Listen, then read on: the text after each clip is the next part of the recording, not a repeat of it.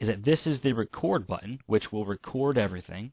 Your pause button, so if you're in the middle of a video and you stutter or you have something to think about or you're not really sure where to go next, you can always pause this and then just resume your video capture. And then the stop button. You don't want to press this until you're finally finished with it.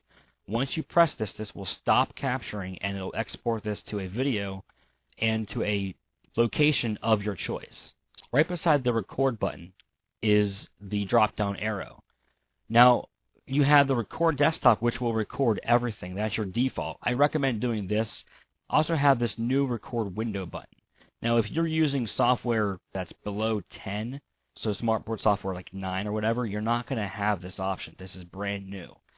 Now, with this new record window button, what you can do is that you can record a specific window. So if I open up my computer window here, and it shows my just like my basic drives, I can click this button again, go down to record window, and I can select the window I want to record.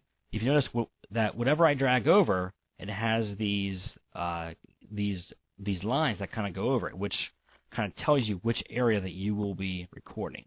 If I select this area, now I have this red outline around everything. So I can click through here, navigate through my files here. Let me scroll down here and I'll go to Movie Maker here, and then we'll see what's in this one. Okay, nothing very important, nothing that I really know about, so let's just do that right there. Once you're finished with this, if I press the stop button, this is going to stop everything. Now I can actually save this to my desktop, and by default it has your date with a bunch of numbers beside it. So just press save, and this will say the recording successful. Press OK. Let's move this out of the way here, and you can actually play this by double-clicking, and now you have this.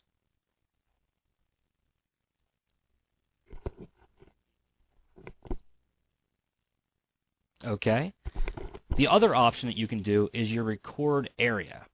With this record area, I can just record this area right here, and whatever is inside of this box is going to be recorded.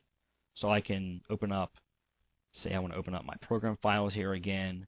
Let me make this smaller so that you guys can see what I'm doing here. And that's pretty small.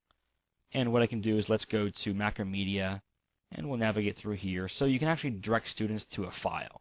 So in case they're at the library and you want them to go to like a specific file that is like on the server, and then you can kind of navigate through there. So it's great for students to kind of get to certain areas that you don't have to kind of tell everyone there. They can just watch a video and just go right to it. Okay? When you're done with that, you can always press the stop button. Save this to your desktop again. It's going to do that. Press OK. And this is my new video right there.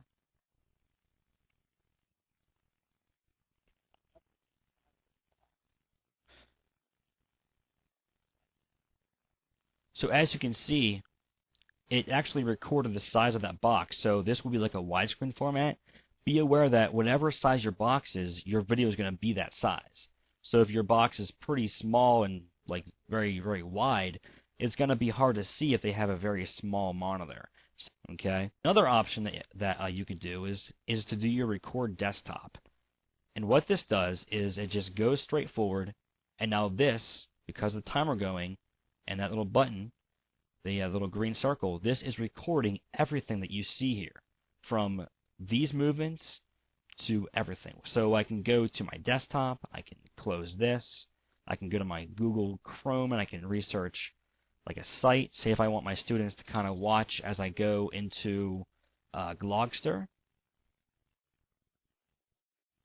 and they can watch me type this in so that they can get the exact website.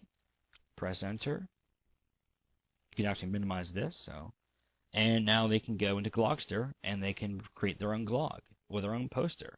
But you can tell your students to go to a certain place. You can kind of have them do certain things, or as you've seen, you can actually record ways to operate programs, as we saw with the Audacity stuff. Okay. Just don't forget that whatever file format you do create this in, whether it's an AVI or a .mov, that it stays with the area. Now, once you have your video recorded, what you can do is you can go into, if you have a Windows, you can go into Windows Movie Maker right here to kind of edit your movie, or you can go into iMovie if you have a Mac, and then you can edit out your mistakes, or you can edit out anything that you don't want to see, or that you don't want your students to see. Okay, and that's the recap for using your Smart Recorder with your Smart Notebook 10.